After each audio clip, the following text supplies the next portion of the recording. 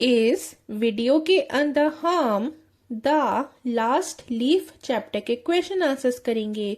तो बच्चों, question number 1 है हमारा, what is Johnsy's illness, what can cure her, the medicine और द विलिंगनेस टू लिव। इस क्वेश्चन का मतलब है कि जॉन्सी की बीमारी क्या थी और फिर आपको ये बताना है कि क्या उसकी जो बीमारी थी वो दवाइयों से ठीक हो सकती थी या फिर बच्चों उसके जीने की इच्छा से। तो आप इसका आंसर लिखोगे, Johnsy was suffering from pneumonia, pneumonia can cure by medicine. देखिए बच्चों, जॉन्सी जो थी ना वो निमोनिया से सफर कर रही थी, उसे निमोनिया हो गया था। अब निमोनिया जो है वो दवाइयों से ठीक हो सकता है, but later on she suffered from a misconception that she would die as soon as the last leaf on the ivy creeper would fall down. In this case, her willingness to live could cure her.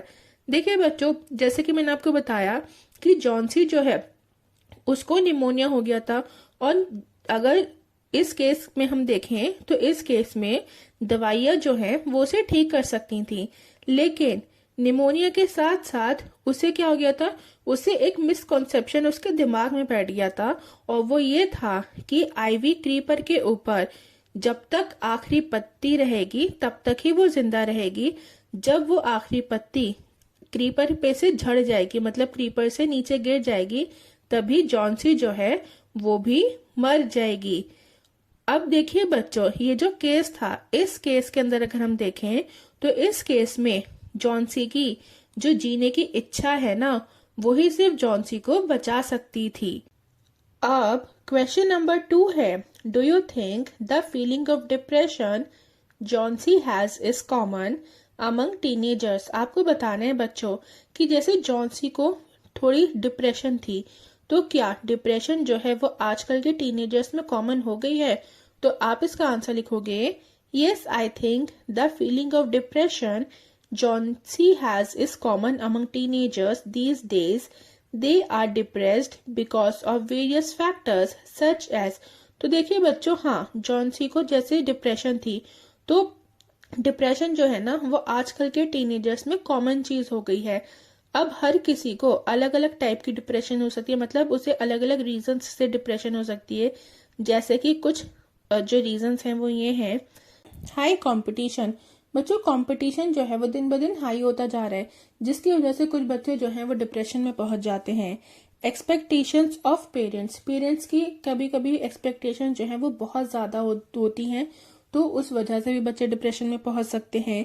Willingness to become the best.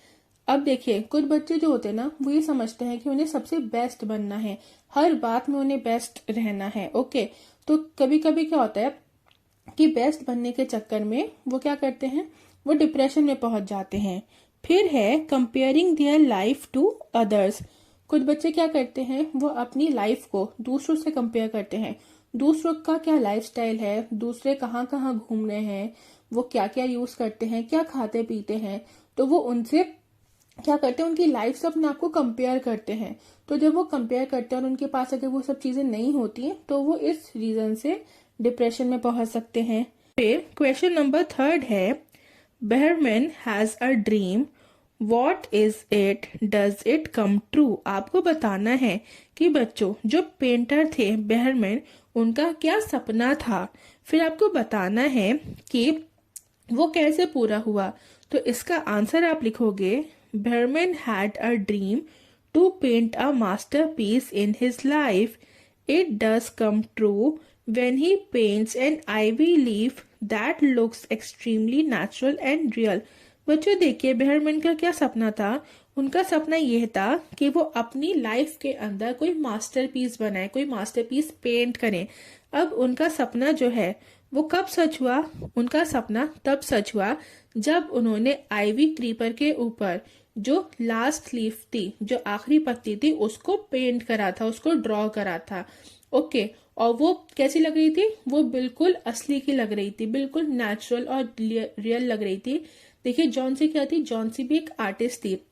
तो वो जो leaf थी ना वो इतनी ज्यादा real थी कि जॉन्सी भी उसको पहचान नहीं पाई, और उस लीफ को देखकर उसकी जीने की इच्छा जो थी वो वापस आ गई थी।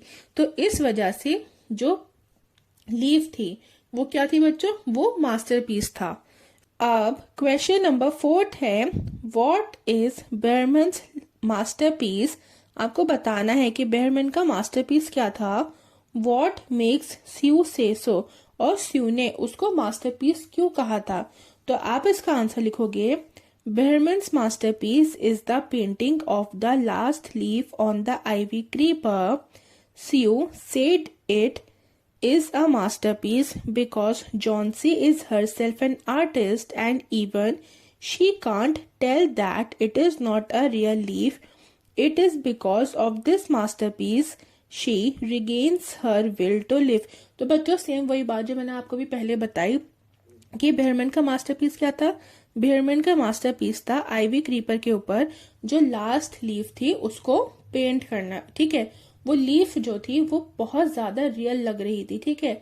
कोई भी उसको देख के ये नहीं कह सकता था कि वो लीफ जो है वो रियल नहीं है।